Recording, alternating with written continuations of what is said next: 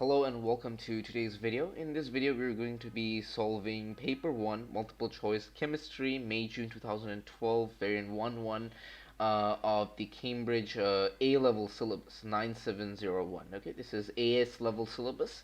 We're going to be solving paper 1 today. And do note that for this paper, I'll only be doing from questions 1 to questions 30, because beyond question 30 it's section 2. Section B, and you do not have section B in your exam, or it's been removed. The new syllabus, they no longer support the section B in the exam.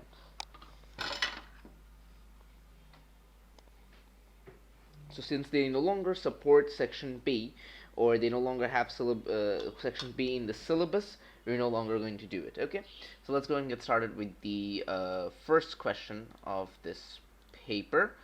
Okay, so in the first question, which species does the underlined atom have an incomplete outer shell? So among all of them, which one has incomplete outer shell? So if you take a look at the first compound, which is boron trifluoride, if I actually draw the structure, okay, you will see that there is this shared pair for boron right over here, and there's only 6 electrons in this atom, right? 6 electrons. But an outer shell should have a minimum of 8 for a complete octet, or more than 8 for an exceeding octet, or less than 8 for a compressed octet. So this could be the correct answer. If you take a look at CH3, okay, you might argue that, hey, well, what about CH3? Note that this is a minus ion. This is a negative ion. So even though it is CH3, since there is a minus, we always consider that minus for the central atom. So there is 1, 2, 3, 4, 5, 6, and already carbon had 1, and this is the extra electron, so making it 8. So option B is not viable, and option D goes out to be the same thing. You have oxygen, which is bonded to 3 hydrogens, but since it's a plus, oxygen has 1 less electron. So you have 1, 2, 3, 4, 5, 6, 7, 8, instead of the usual 6 outermost electrons. Okay, so you have 5 outermost electrons in this case. So it's going to be incorrect. And fluorine dioxide, so it's going to be oxygen with 2 fluorines. Okay, so basically we have 1, 2, 3, 4, 5, 6, 7, 8. So it's going to be all paired up. Okay, so okay, it doesn't also need to be a double bond. Okay, this is actually an A2 compound that we don't need to know now. If we just consider this to be single bonded, okay, oxygen already has 6 in its outer shell, and this fluorine is providing 2 more electrons. It's going to be a total of 8 electrons by itself. So option C is no longer viable. So the option answer is going to be option A.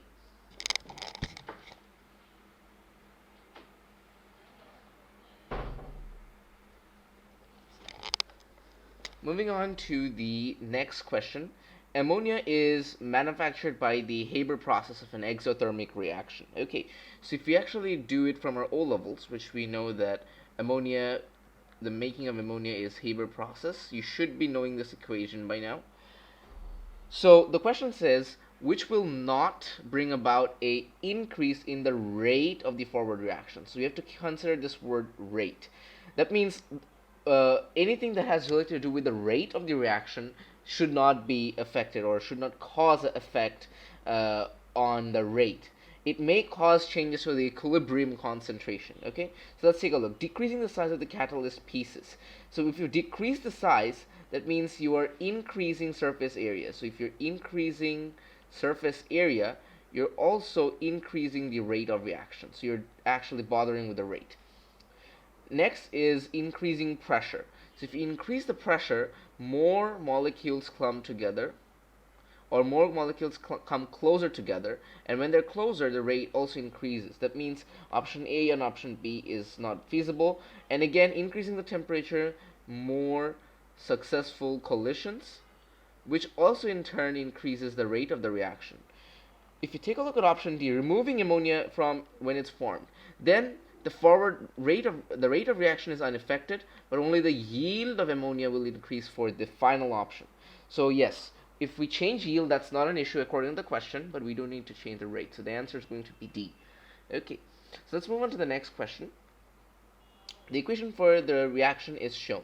Which pair description is fully correct for this reaction? Okay, so types of enthalpy. So you can see that we are actually doing combustion, because when you're combusting something with oxygen and it's also 1 mole, that means this is the enthalpy change of combustion. So this will be combustion. But again, let's take a look. We're forming 1 mole of water, or 1 mole of product. And this is actually being formed from its standard reactants, which are both gases. That means this is also the enthalpy change of formation. So this delta H combined, this delta H combined is both delta H of combustion and delta H of formation. Okay, so the value of X has to be negative because combustion is involved. Combustion is involved. Plus we are forming bonds over here. So we are forming bonds because hydrogen and oxygen form the bonds. So ultimately this is also going to be an exothermic reaction. So it's going to be negative. So the answer for this is going to be D. Let's move on to the next question. The value of the second ionization energy of calcium is this. Which equation represents this statement correctly? Now, what is second ionization energy? Well, if this is the calcium outermost shell and we have 2 electrons, we are providing energy in order to remove these 2 electrons out. This is second ionization energy. So basically it's going to be positive. So options C and D can be crossed out. And for the second, so this is going to be the first ionization energy equation. Let me just go ahead and write that. So first we remove 1 electron serially. Then we remove another electron, which is going to be 2 plus E minus. So if you combine these equations together, this is ultimately the second ionization energy equation right here. So this is going to be it. So there you go. This equation right here matches. So this is going to be the answer. That's our second ionization energy for calcium. Okay, let's move on to the next question. 2 conversions are outlined below. What similar feature do these conversions have? So let's first take a look at option A, a lone pair in the product. So the thing is, ammonium ion. So this is a dative covalent bond that's been changed to ammonia. If we change it to ammonia, then yes, we do have a lone pair of electrons. But for C2H4, if we are changing C2H4 to C2H6, that means from an alkene to an alkane, there is no lone pair. So the option A can be cancelled. Change in oxidation state of an element. So over here, hydrogen never changes oxidation states. Let's take a look at nitrogen. So nitrogen plus 4 for 4 hydrogens equal to plus 1. So nitrogen ultimately has a minus 3 oxidation state. Over here, nitrogen plus 3 is 0. So nitrogen again has a minus 3 oxidation state. Sorry, I wrote too close. So both of them are minus 3, minus 3. So that means this can also be cancelled out. Decrease in the bond angle of the species evolves. So if you take a look at this is a 109.5 degree bond angle, which is changing to a 107.5 degree bond angle, or approximately 107. It's like less than 109. Okay, that's all you need to know. Over here, due to the trigonal planar structure, we have 120 degree being reduced to a tetrahedral structure of 109.5 degree. So yes, there is a change in bond angle. So option C seems to be correct. The disappearance of a pi bond, well, this NH4NH3 never had pi bonds to start with. The only pi bonds available are in the ethene, and the pi bond is broken, and the only bond that remains is sigma. So it's going to be only for this one, not for ammonium ion. So the correct answer is going to be C. Moving on to the next one.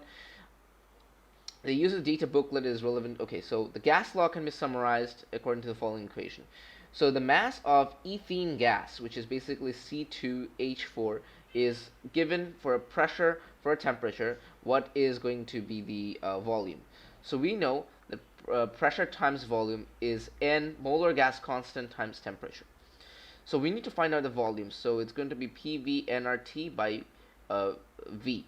So ultimately, V is going to be the moles. The moles is going to be 0.56 divided by 24 plus 4.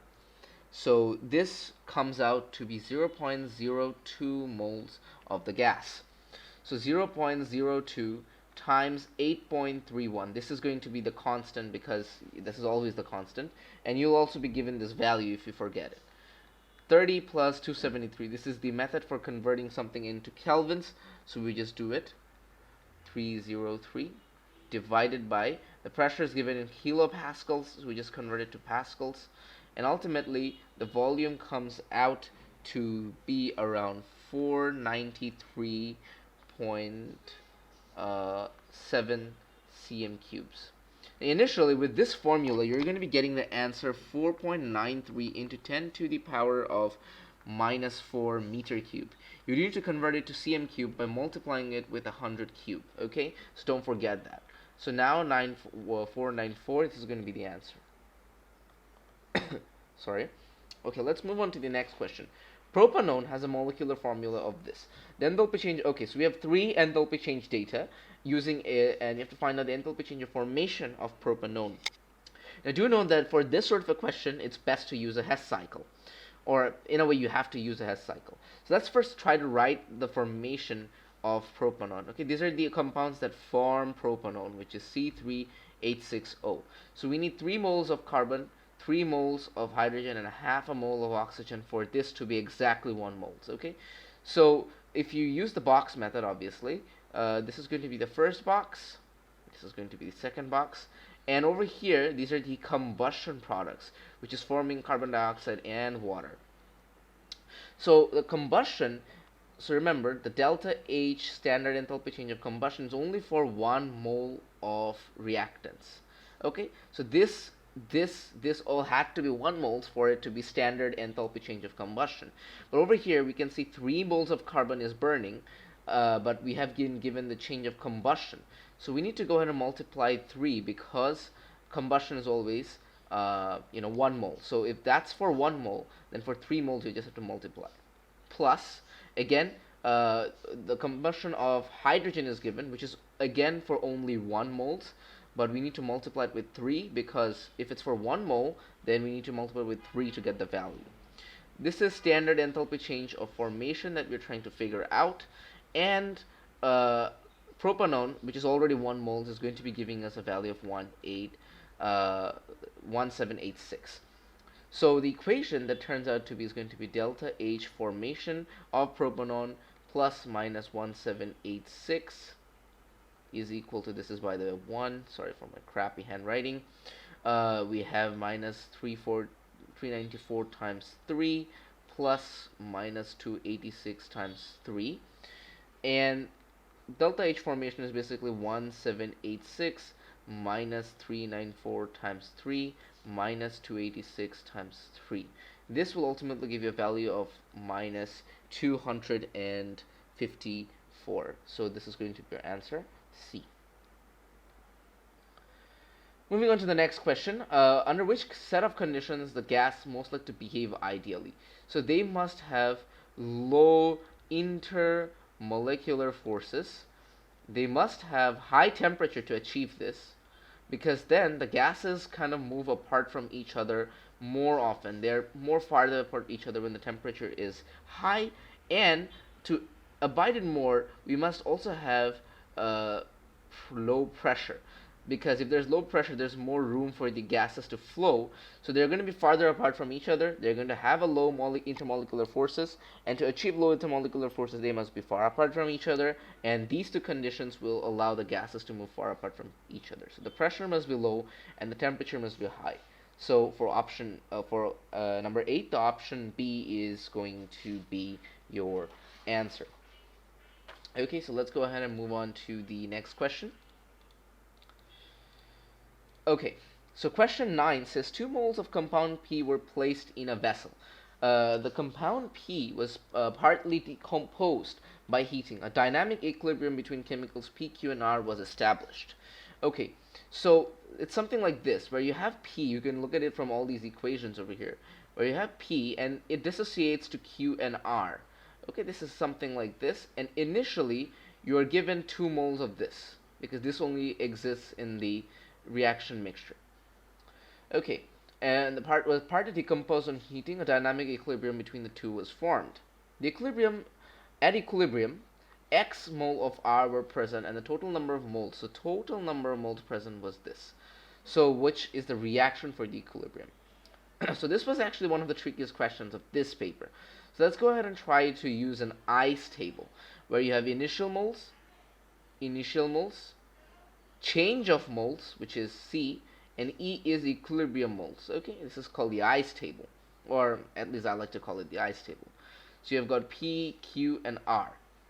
So initially P has 2 moles, and these were 0 moles because the reaction yet didn't start. And when the equilibrium is reached, over here, I hope you can see my cursor, when the equilibrium is reached, the change was X moles, right? So X moles of R is present.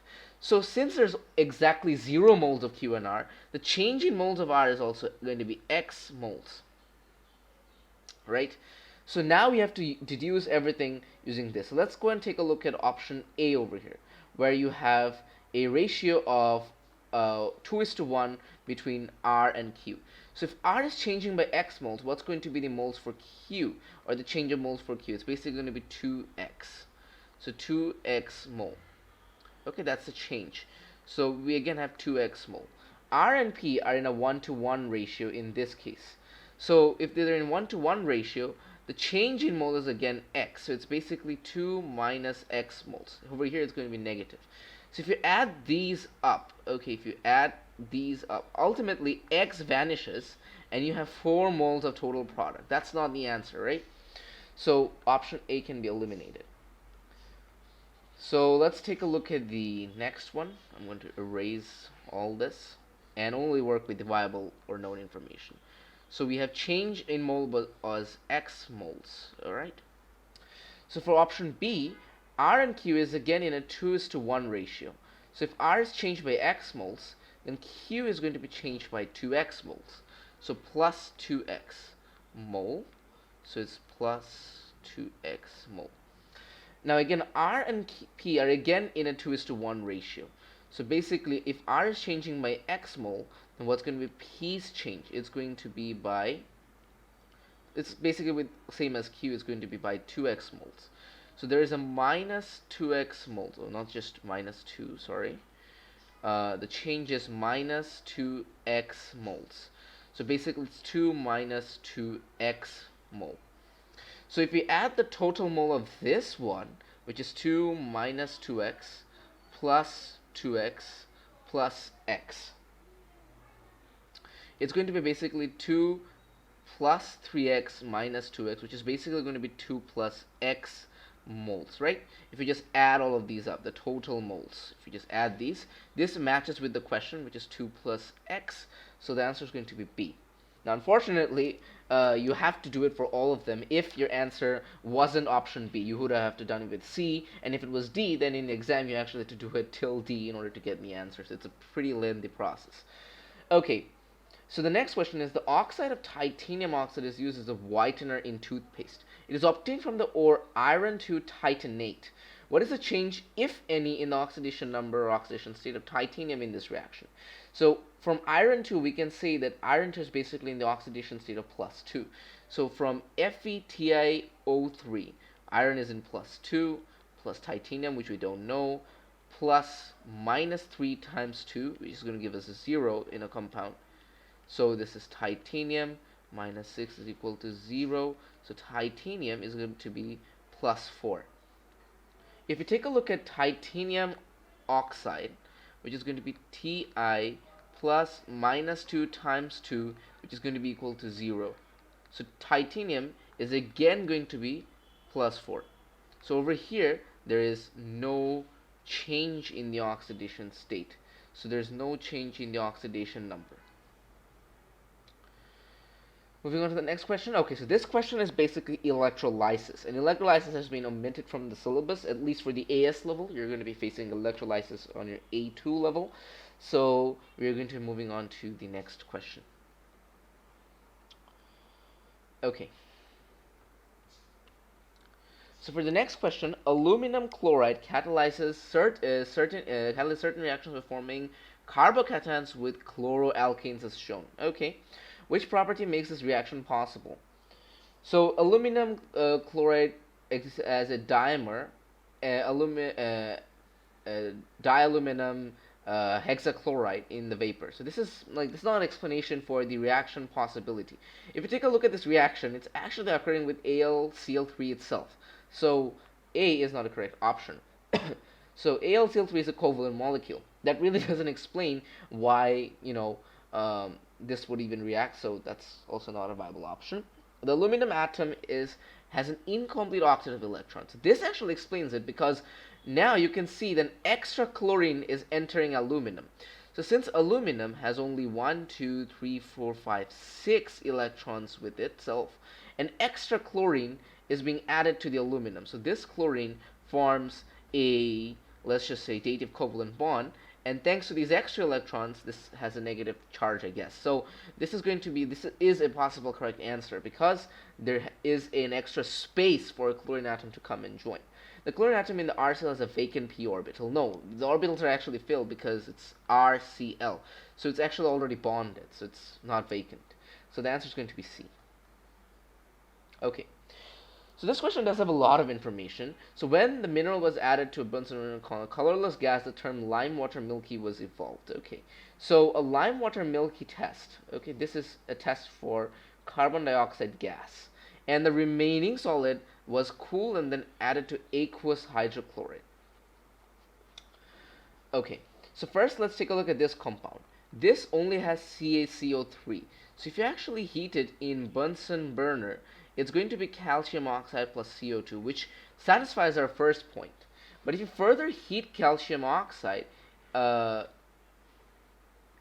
actually add HCl, not heated. Let's just write another equation for it.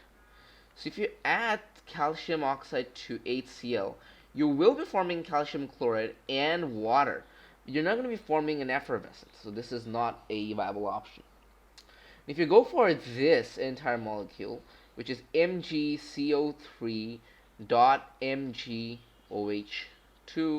dot 3H2O. Now this is basically a hydrated salt, so you're going to be ending up getting MgCO3 and you're going to be getting MgOH2. Oh no, not and actually, it's going to be joined with it, because you're not going to break down MgOH2. OH2. And this is going to be giving off carbon dioxide. So ultimately, you're left with MgO plus MgOH whole to the power of 2 plus carbon dioxide gas plus water. Okay, you heat it with Bunsen burner. And then if you add HCl to these, ultimately what happens is this is still going to be forming magnesium chloride plus water. So this is also not a correct option. Okay, so for this one over here, baryotochelite, BaCO3 and CaCO3. Okay, so remember that in group 2, okay, because right now you might actually argue that, okay, if this could be the answer, and if this could be the answer, which one is it? Because if you take a look at this, both of them will, kind of decompose in the Bunsen burner, right, to give CaCO3. But if you take a look at the group 2, basically the group 2 bonds, okay, the group 2 bonds and the bond length, happens to be that one of them is not going to be, dissociated with the Bunsen burner flame. Because if you see group 2, the metals get the metals get more reactive down the group. That means they're more stable down the group, right? So as they're more stable, that means that among barium carbonate and calcium carbonate, only calcium is going to decompose and this carbonate remains.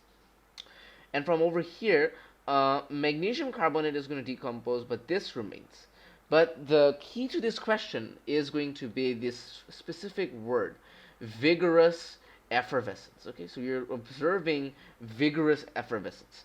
And since among these two, barium is going to be more reactive than calcium, barium carbonate is going to be a much more suitable or viable option, because the effervescence with this one is going to be more vigorous than the effervescence with this one. So that's basically the solution to this answer. Okay, the next question is the reaction between aluminum powder and barium nitrate is used as the propellant in some fireworks. Okay, so the metal oxides, so they actually gave you the products. The metal oxides and nitrogen are the only products. So we are reacting aluminum powder with barium nitrate, right? Yes. So barium nitrate. And the only products is going to be aluminum oxide, which is basically this, barium oxide, plus nitrogen, because they mentioned that the only thing are the metal oxides and nitrogen produced. So you don't have to worry about, alright, if anything else is happening or with that. And then we just need to balance this equation. So if I just put a oxygen is 6, 3, 4, so if I just add a 2, 6 over here, 6 over here. That does it, or does it? So we have 3 and 2. That's going to be giving me 6 oxygens, 2 nitrogens over here is already there. 6 and okay, 4 aluminum. So that should be balanced. So now it says which volume of nitrogen measured under room conditions is produced when this many grams of anhydrous barium nitrate reacts with excess of aluminum. So this is in excess, so we don't need to kind of do the calculation with this thing. The calculation that we need to do is between this barium and this nitrogen. Okay, so basically they're in the 1:1 ratio.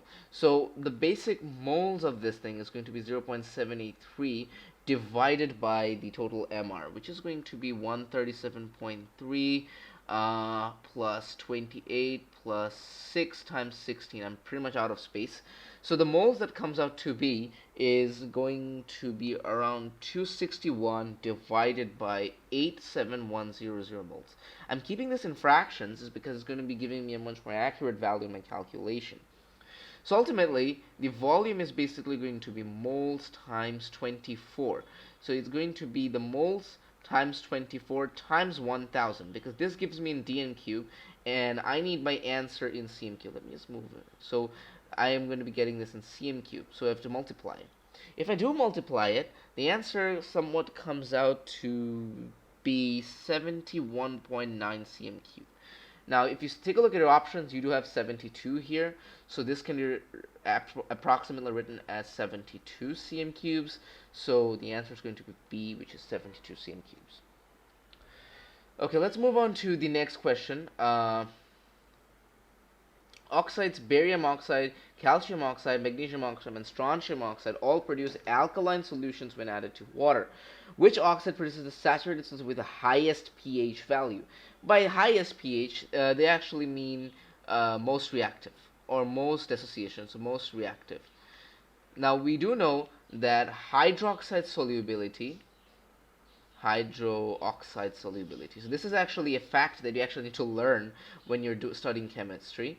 So hydroxide solubility down the group increases and sulfates down the group decreases. So basically, if hydroxide solubility increases down the group, more hydroxide ions are dissociated, meaning it's going to be much more stronger alkaline solution.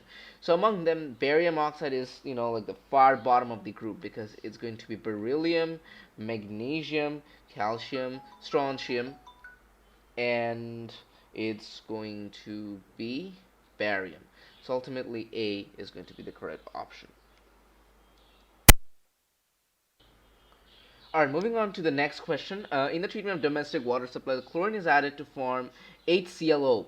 The HClO reacts further to give chlorate 1 ions, that's basically chlorate 1 ions. Both HClO and ClO minus kill bacteria by oxidation. What is the overall? So we have got an overall change in oxidation number of chlorine form when ClO minus ions form from aqueous chlorine. So basically we want to know this from this to this change. We want to know these two changes from the reaction. So what we want to do is basically from 0 we want to find out the oxidation state of this thing. So these two equations are related. So from 0 let's find out this oxidation. Hydrogen, chlorine and oxygen. So it's going to be plus 1 plus Cl minus 2 is going to be 0. So Cl is going to basically be plus 1. From plus 1, let's take a look at this change. So ClO minus, so it's Cl minus 2 equal to minus 1. It's still plus 1. Alright, so ultimately that's turning out to be minus 1. So the overall change is basically plus 1 minus 0 is remaining as minus 1. So that's our overall change, which is minus 1. Okay, so moving on to the next question, what trend is observed on descending down group 7? Okay, so the color of the elements become lighter. That's not true. They become darker down the group. The elements become more volatile. Volatile meaning tendency to become gaseous. Okay, so tendency to become gaseous. So basically, the tendency to become gaseous. So once they go down the group, they become more solid. Okay, so bromine becomes liquid, iodine and acetylene are solids. So this is also not true. The hydrides of the elements become more thermally stable. No, because the bond length increases because the shell number increases, and as the bond length increases, the tendency to attract electrons, because halogens attract electrons, so giving them away, opposite of group 2, the attraction power decreases. So they're not technically becoming more stable, they're becoming less stable, leaving us with only option D, which become less, yes, the reactivity decreases because that attracting power decreases. Okay, the following two experiments are carried out with anhydrous potassium chloride, and observations X and Y are reach at the end of each experiment. Okay, sorry. So the first concentrated sulfuric acid is added to potassium chloride, and fumes are produced, bubbled into aqueous potassium iodide, and observation X is formed. So KCl is added to this. So ultimately, potassium sulfate plus hydrogen chloride is formed. For now, I'm not balancing the equation, and this remaining fumes are produced. So this is the fumes. Okay, this is fumes, and bubbled into aqueous iodide. So this entire thing is bubbled into aqueous iodine, and you will see no reaction change because chlorine is a more reactive halogen. It's never going to be displacing, like it's not going to be displaced by iodine itself. So iodine aqueous is brown, whereas iodine liquid is purple. So basically the brown thing remains, okay? So, sorry, the iodine ions are actually brown. Aqueous iodine is actually colorless. Aqueous iodine is brown. Okay, what am I actually saying? I'm actually confusing myself. We're adding it to potassium iodide, okay? Potassium iodide is colorless, and aqueous iodine is going to be brown. So if there's any displacement reaction, we would probably see the brown color. So a brown solution is not formed because there's no aqueous iodine liberation. So ultimately, we're going to be remaining with the colorless solution. And hydrogen chloride is not going to go ahead and displace aqueous potassium iodide is because it's itself a covalent compound. So, options A and option B can be cancelled out.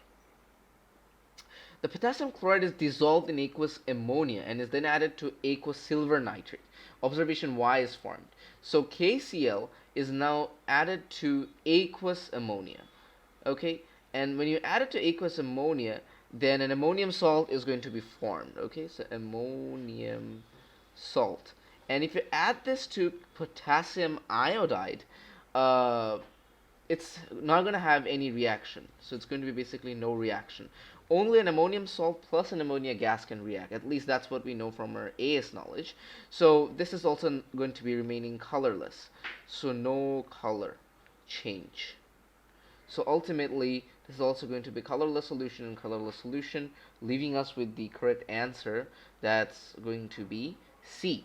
So let's move on to the next question.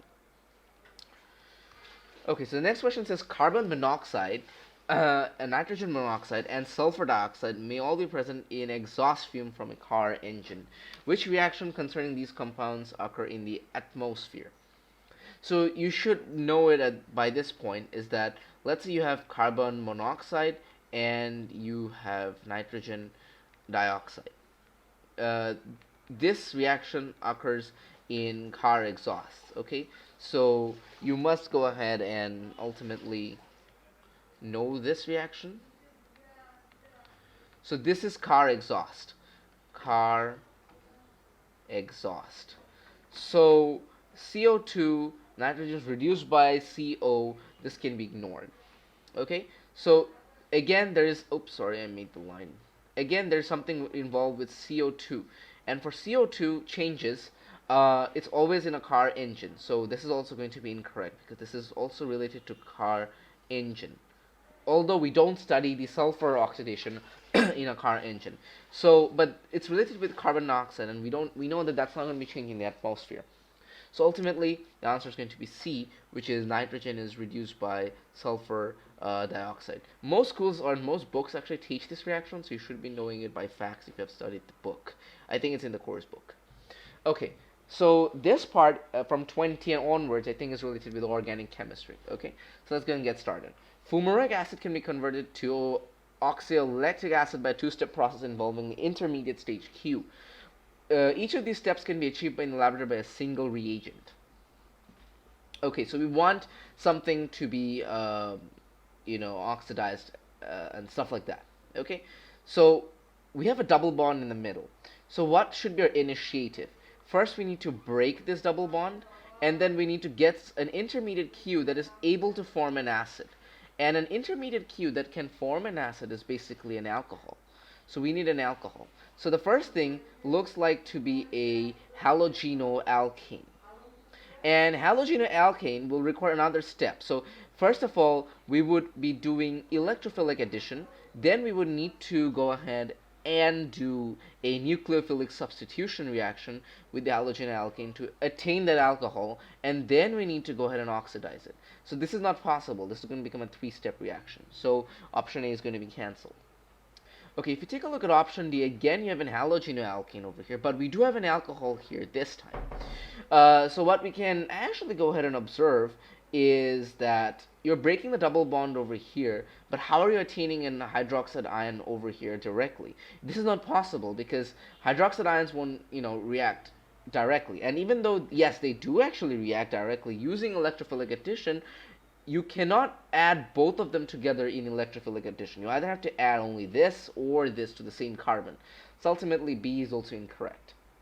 Now, options C and D are very similar because they're the exact same compounds. So if you actually break down this double bond, okay, so let's go ahead and draw this, C. And now, okay, so let's just draw the full thing because that's an acid. So HOC. C, so you have just an H, you break it down using the double bonds over here, then C double bond OOH. So if you break it down using a, a reagent, actually you don't need a reagent because OH minus ions are going to be added to it by electrophilic addition itself. So this is electrophilic addition. Okay, so you're just going to be remaining with a secondary alcohol. So if you actually kind of do this, okay, that's pretty much it. No matter you put the OH here or you put the OH on this carbon, it turns out that it's going to be 1 to secondary, 1 to secondary. So let's just put it over here. This is a secondary alcohol.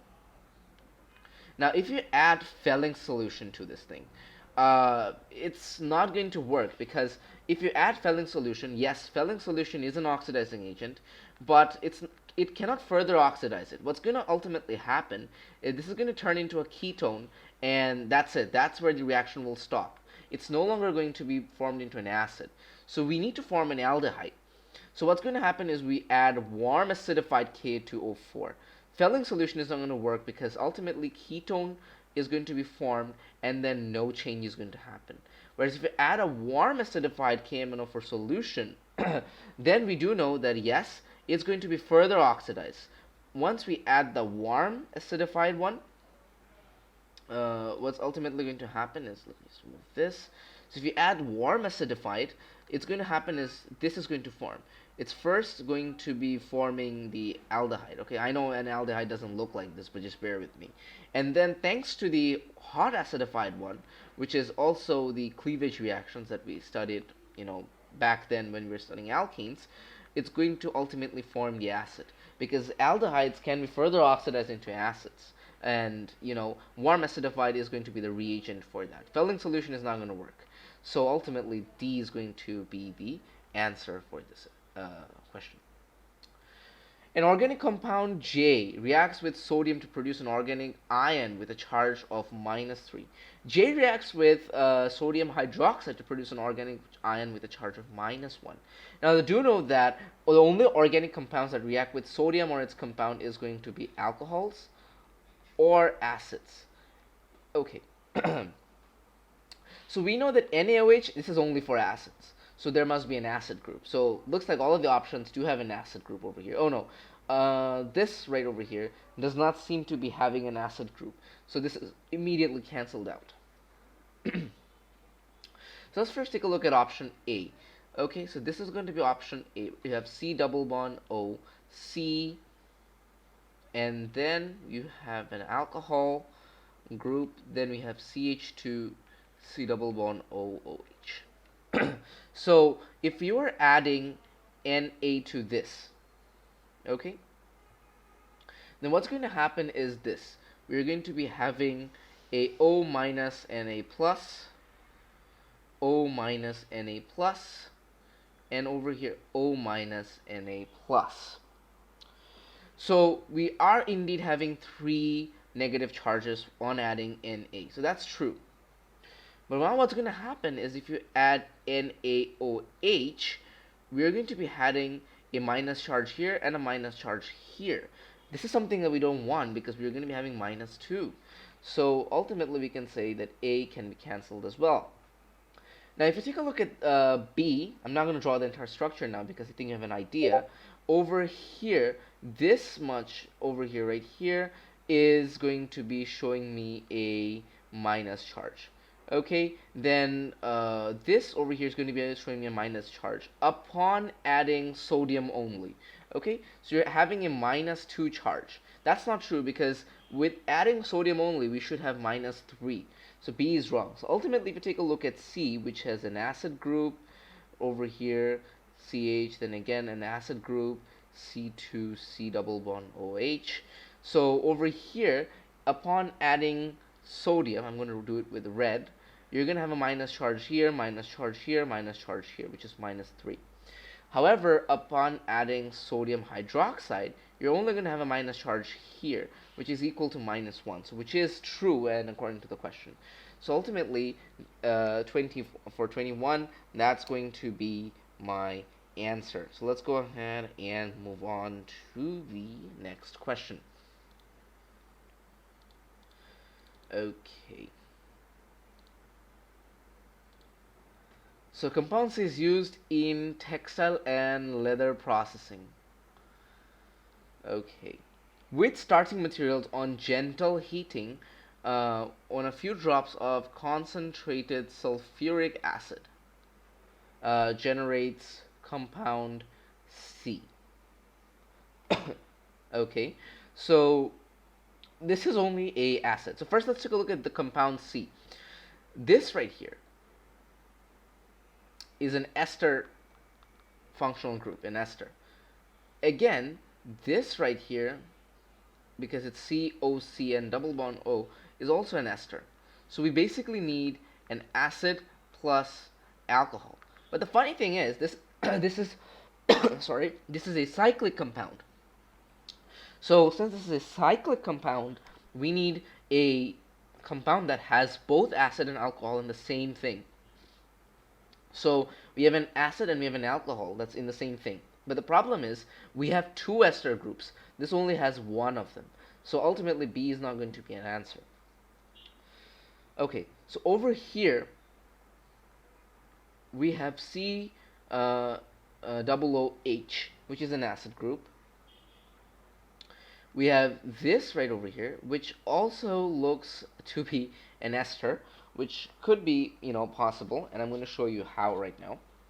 And we have COOH mixed with OH and OH. So we have two acid groups, but we have one, alcohol group.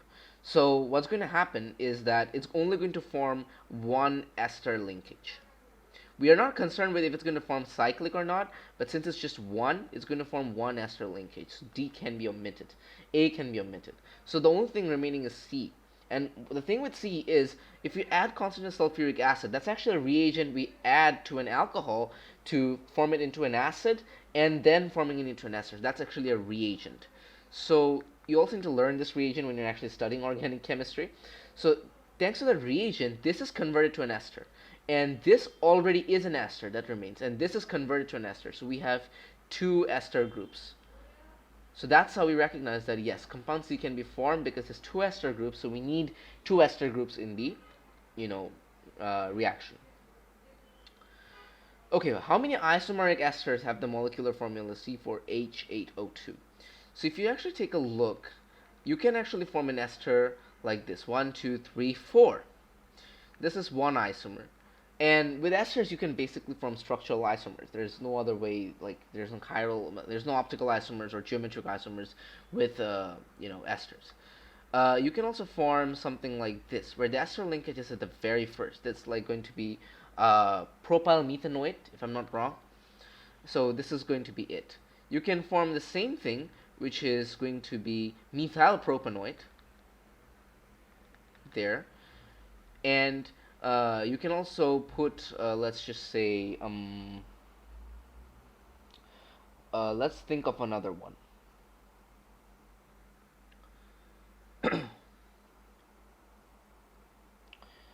Okay, yes, let's go ahead and do this.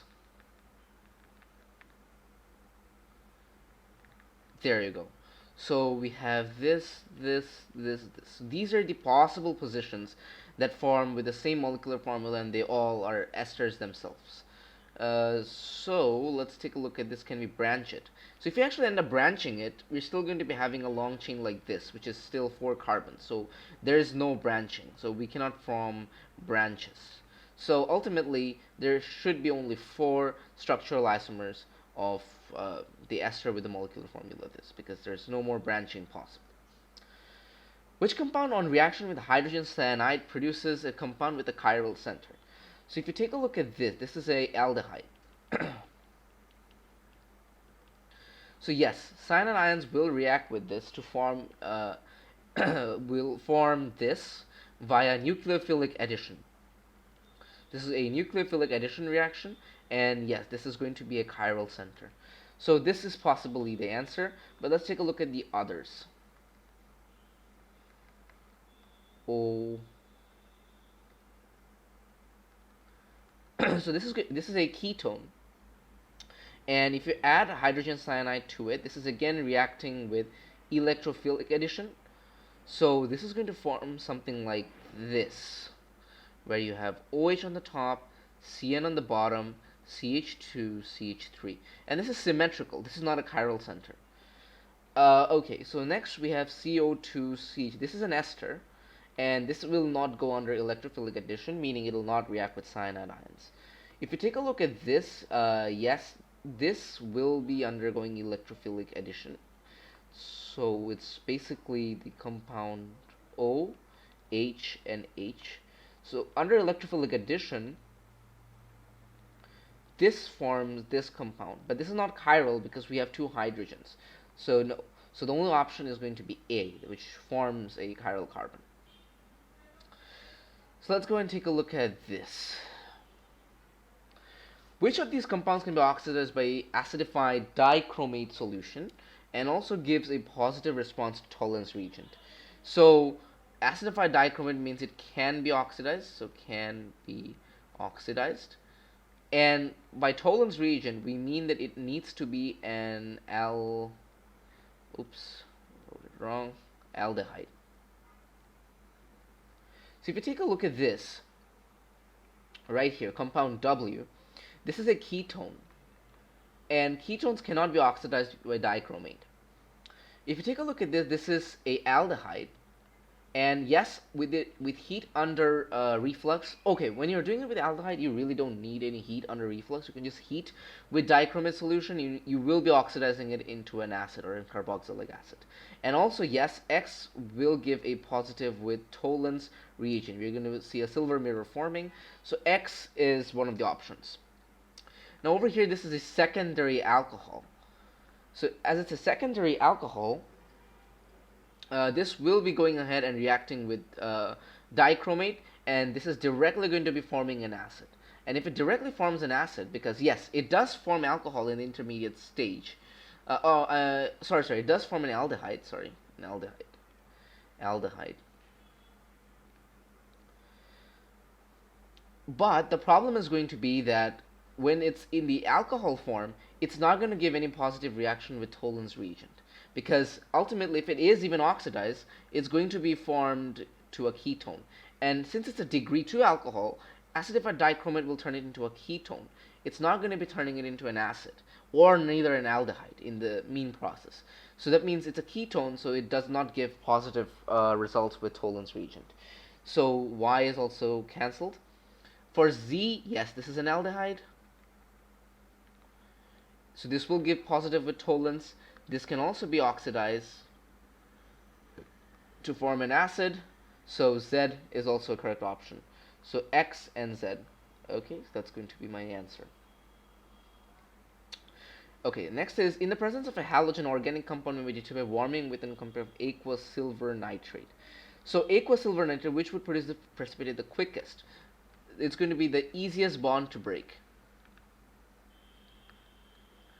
And we know that as we go down the groups of the halogen, the easiest bond to break is basically this I bond, right? Because of iodine. Because the bond that increases, so fluorine, chlorine, bromine, and iodine. So this will be the easiest to break. So this will be first giving me the precipitate, or a first precipitate will be observed by this, then followed by this, and whatnot. Okay, let's move on to the next question. A reaction pathway, let me just zoom in a bit more. Okay, a reaction pathway diagram is shown. Which reaction does not have such a profile? It does not have such a profile.